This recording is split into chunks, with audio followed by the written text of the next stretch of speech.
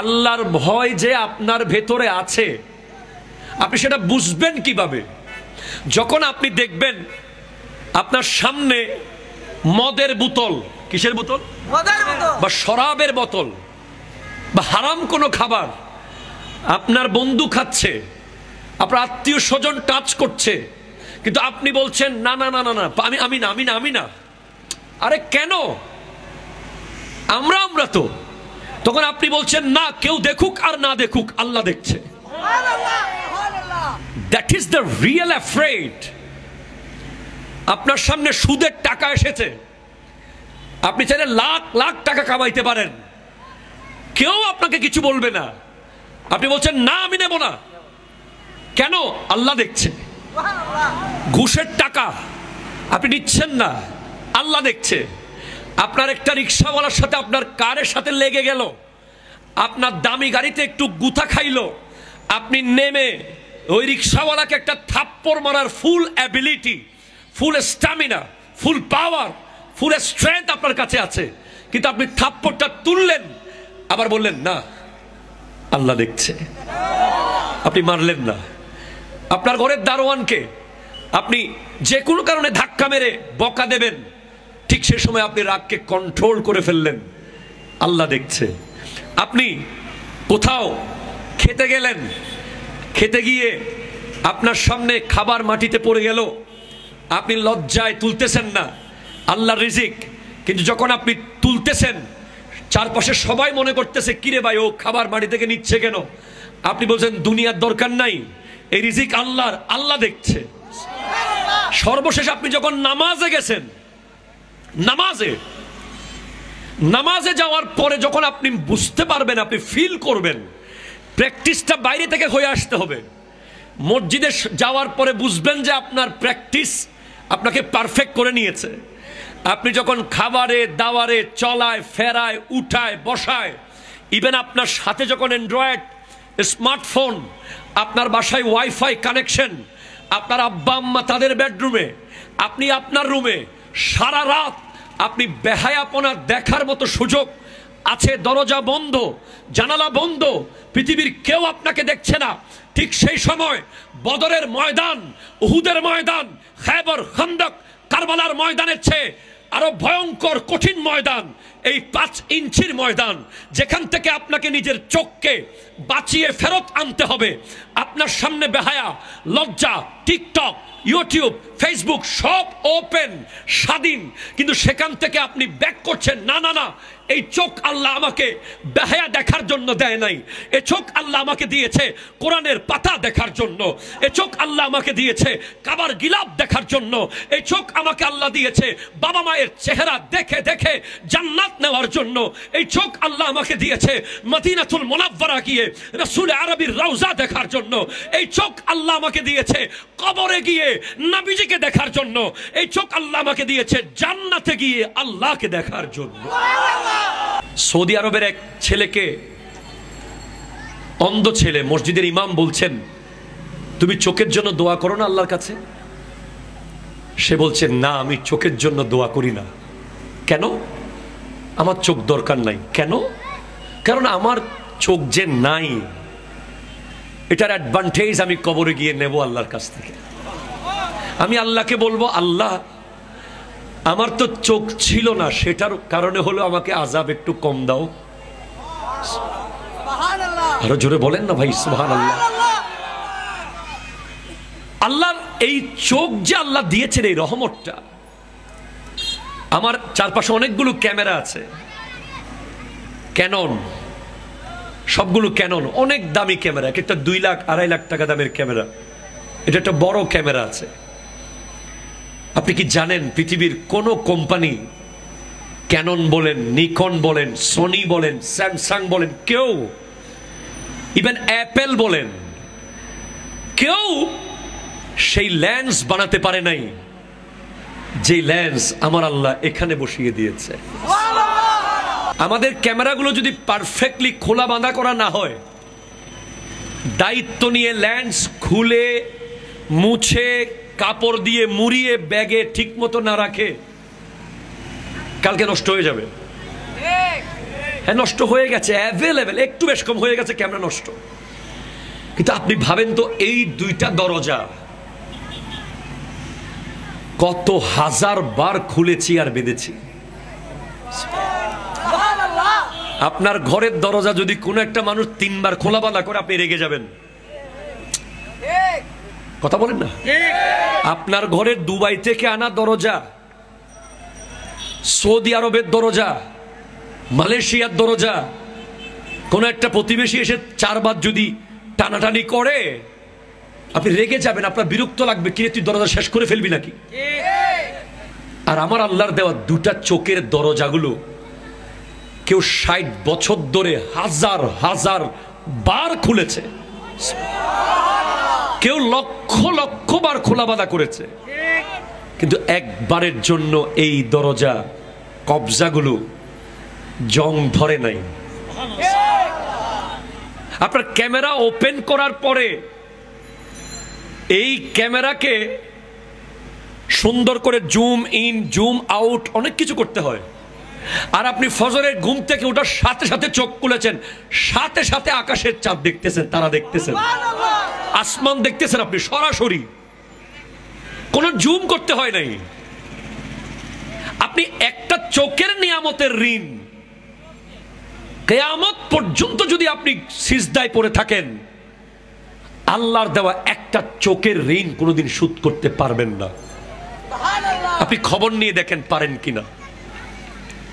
শুধু যদি বোঝেন যে চোখ না থাকার পরে কি হয়, চোখ বন্ধ করে দেখেন, এত সুন্দর দুনিয়া আপনি আর দেখবেন না। কি নিয়ামত এই চোখ। এরপর আপনি দেখেন হার্ট, এই হার্টের বিটিং সিস্টেম, কি আশ্চর্য এক জিনিস আল্লাহ বানিয়েছে। সুবহানাল্লাহ, আরো জোরে বলেন না। এই হার্ট, আপনি কত সময় নদীতে ঝাঁপ দিয়েছেন, পুকুরে লাফ দিয়েছেন, কত সময় আপনার সামনে ডিরেক্ট একটা ট্রাক এসে হার্ট ব্রেক করেছে, কত সময় বাসে ছিলেন আপনি, অনেক হাই স্পিড বাস হঠাৎ ব্রেক করেছে। আপনার হার্ট অবশ্যই বন্ধ হয়ে যেত যদি মানুষ বানাতো, কিন্তু আল্লাহ বানিয়েছেন বলে এই হার্ট আজকে প্রায় 50, 60, 70, 80 বছর ধরে প্রতিনিয়ত টক টক টক টক ঠিক ঠিক ঠিক ঠিক ঠিক ঠিক চলছে। কিডনি মাত্র 150 গ্রাম ওজন। যার কিডনি নাই, আল্লাহ আমাদের সবাইকে এই রোগ থেকে রক্ষা করুক। যার কিডনি নাই তারকে জিজ্ঞেস করেন দুনিয়াটা কেমন। সে চাচ্ছে আজকে দুনিয়া থেকে চলে যাই, কারণ এই দুনিয়াতে তার কোনো শান্তি আর নাই। পরিবারের কাছে সে বোঝা। আমি চট্টগ্রাম মেডিকেলে এক কিডনি রোগীকে দেখেছি, আহা, সারা দিন কাতরাতে থাকে শুধু। পরিবারের লোকেরা এসে একটু ভাত খাওয়ায়, আবার চলে যায়। 2 বছর 5 বছর পরে আছে কেবিনে। কখন সে রিলিজ পাবে, কখন সে ঘর চোখে দেখবে, কখন সে বেডরুমে যাবে, আবার কখন সে ড্রয়িং রুমে যাবে, কখন সে মসজিদে যাবে, সে জানে না। তার সমস্ত কিডনি নষ্ট হয়ে গেছে।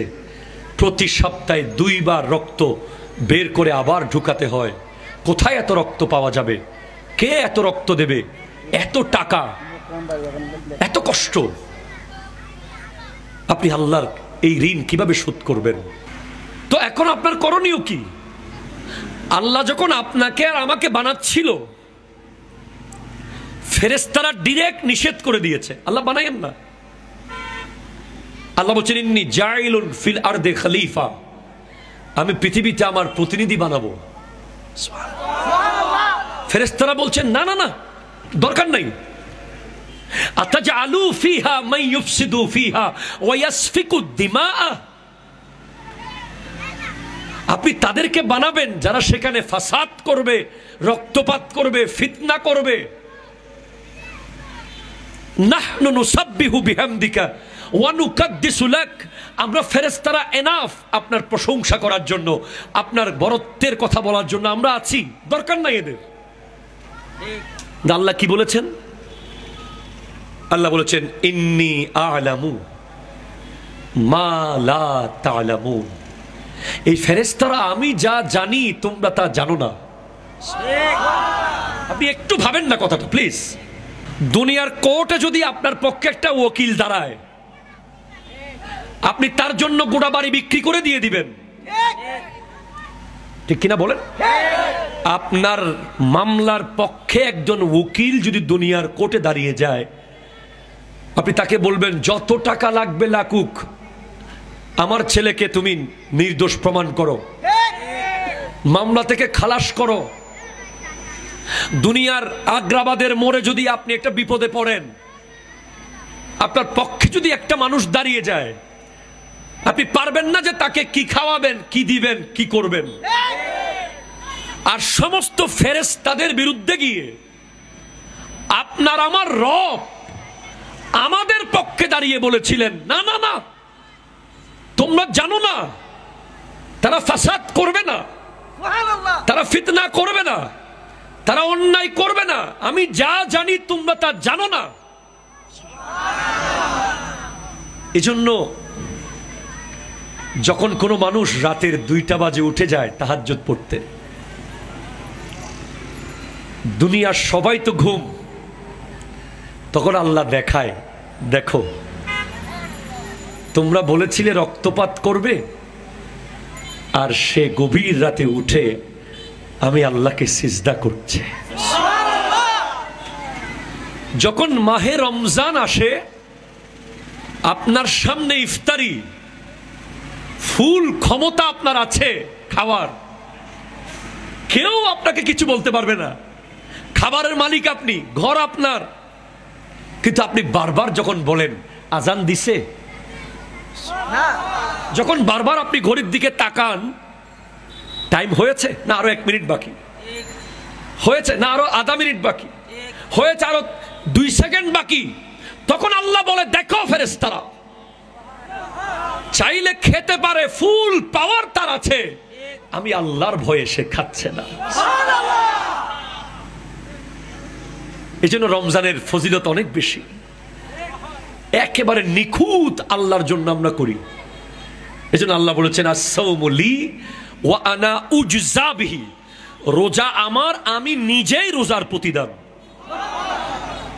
আমি নিজে প্রতিদান, আমি নিজে, আল্লাহ বলছেন আমি নিজে রোজার প্রতিদান। আরেক হাদিস আল্লাহ বলছেন, হাদিসে কুদসি, আস-সাওমু লি ওয়া আনা আজজি বিহি, রোজা আমার জন্য, আমি নিজে রোজার প্রতিদান দেব। কিয়ামতের দিন রোজাদারকে আল্লাহ বলবেন আমি আল্লাহ তোমার সামনে, তোমার কি লাগবে তুমি নাও। এবং আমার নবী বলেছেন লিসায়েমে ফারহাতান, রোজাদারের জন্য 2টা খুশি, ফারহাতুন ইনদা ফিতরিহি, একটা হলো ইফতারের সময়, আরেকটা ওয়া ফারহাতুন ইনদা লিকায়ে রাব্বিহি, আরেকটা যখন আল্লাহর দিদার হবে সেই সময়।